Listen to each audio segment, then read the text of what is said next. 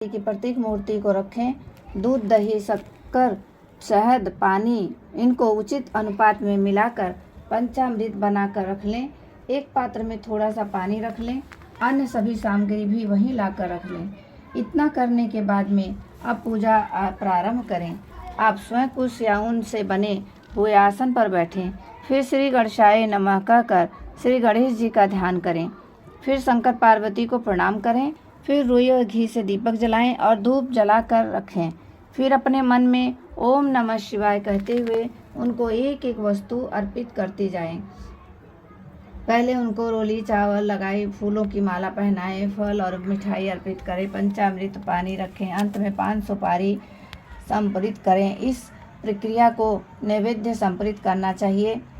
इसके बाद में मूर्तियों को प्रणाम करें। इसके बाद में हरतालिका तीज की व्रत कथा को पढ़ें।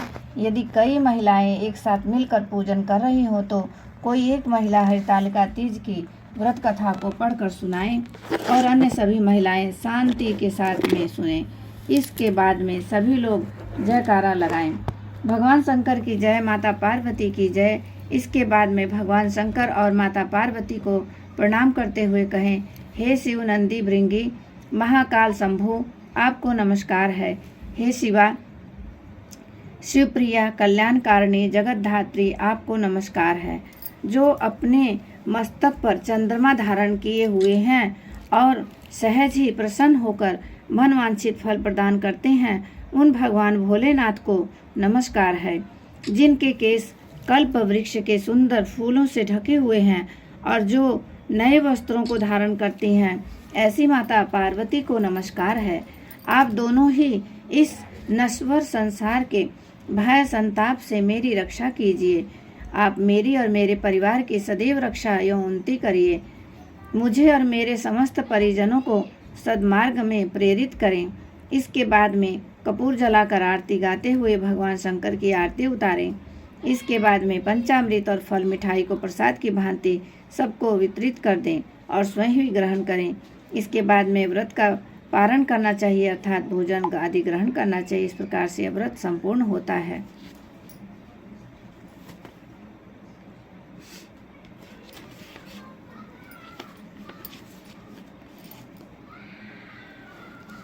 इस व्रत को करने से शंकर पार्वती अत्यंत प्रसन्न होते हैं और अति उत्तम फल प्रदान करते हैं।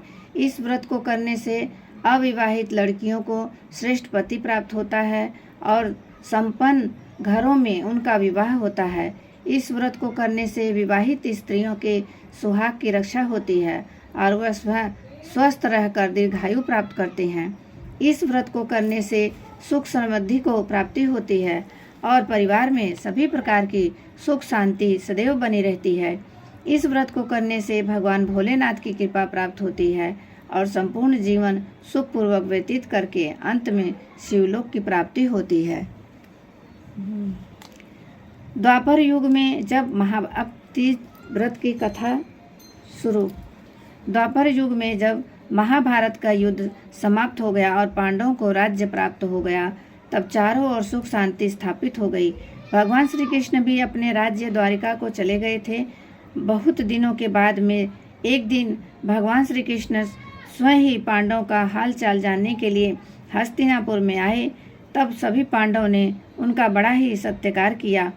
तब द्रौपदी ने उनसे पूछा, हे कृष्ण, हे मधुसूदन, आप यदि मध्य अंत में रहित हैं, आपकी माया का कोई पार नहीं है। आप सर्वज्ञ हैं, आप ही परमेश्वर हैं। आप मुझे ऐसा उपाय बताएं जो कि हम स्त्रियों को समस्त प्रकार के रोग, शोक और पापों से मुक्ति प्रदान करें और हमें सुख शांति प्रदान करें। आप कोई ऐसा उपाय बताएं जो कि हमको धर्म मार्ग में प्रेरित करें। यह सुनकर भगवान श्री कृष्ण बोले, हे द्रौपदी, तुम धन्य हो, क्योंकि तुमने केवल अपने लिए नहीं बल्कि समस्त स्त्री जाति के हित के लिए प्रश्न किया है। अब मैं तुम्हें ऐसा ही उपाय बताता हूँ। उस उपाय का नाम है हरितालिका तीज का व्रत।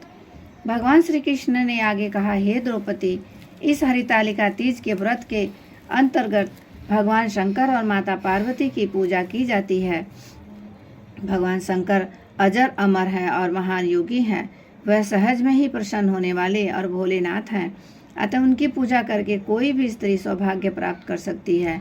भगवान श्री कृष्ण ने कहा, हे द्रौपदी, अब मैं तुम्हें वह प्रसंग सुनाता हूँ जिससे के आधार पर यह व्रत किया जाता है।